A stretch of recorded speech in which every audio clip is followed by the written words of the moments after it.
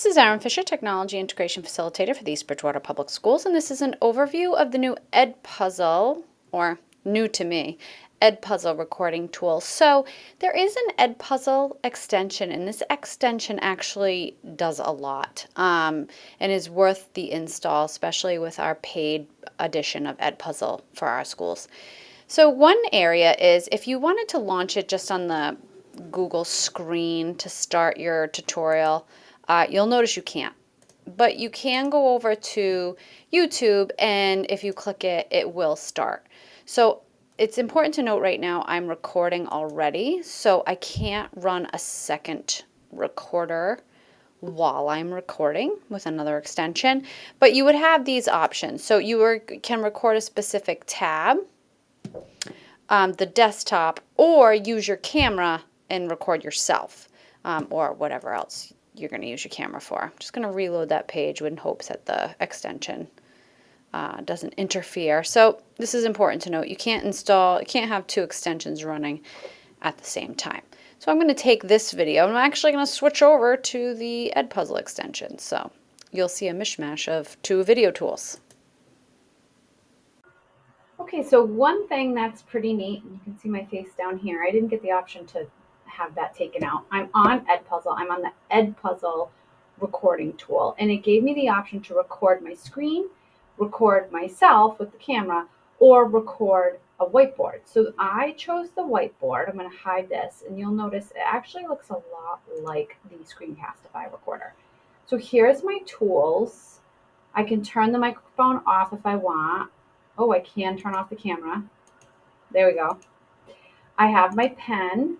It's got some different options here that I can be drawing with and different pen inks.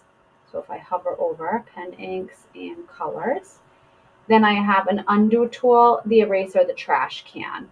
So this is really nice if I want to record, and I can push this over. What's this do here? Oh, that moves it. So that moves that around. So I want it up here. And then I can make it smaller like that, make it bigger. Okay, so if I were wanting to record a tutorial for my students, I could be running this on my board, not just with my mouse, and I could record for students. And what's nice is once I stop the recording, it's going to give me the option to insert it directly into EdPuzzle.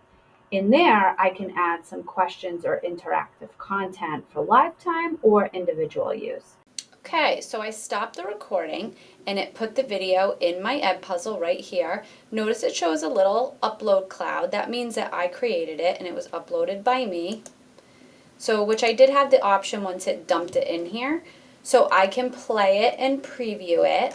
I can also edit it if I need to trim it or do anything with the video if I want to cut out certain parts.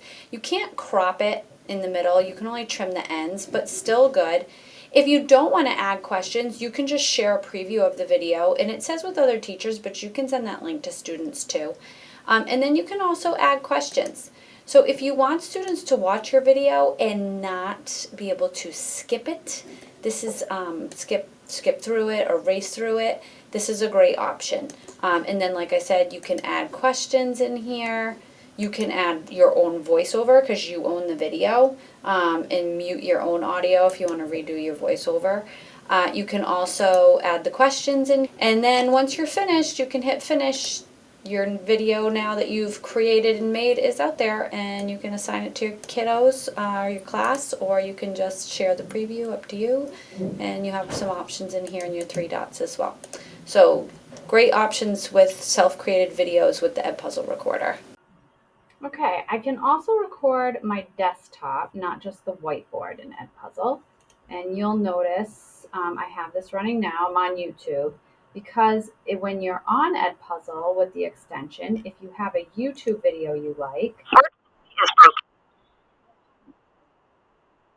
you also have this now Edit with EdPuzzle button right here that comes in via the extension.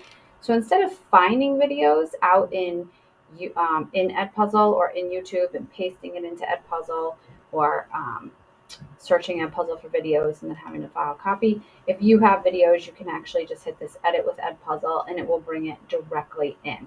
And then you can also, if you need to write on anything, when filming your desktop, you can do that too. So if I click edit with EdPuzzle, it's bringing me in here. And there we go. That's pretty cool. So then you can edit your video in here and add questions if you want. So I'm not going to be doing that today. And then it's in there as an assignment. So some pretty neat functionality with EdPuzzle in this little extension.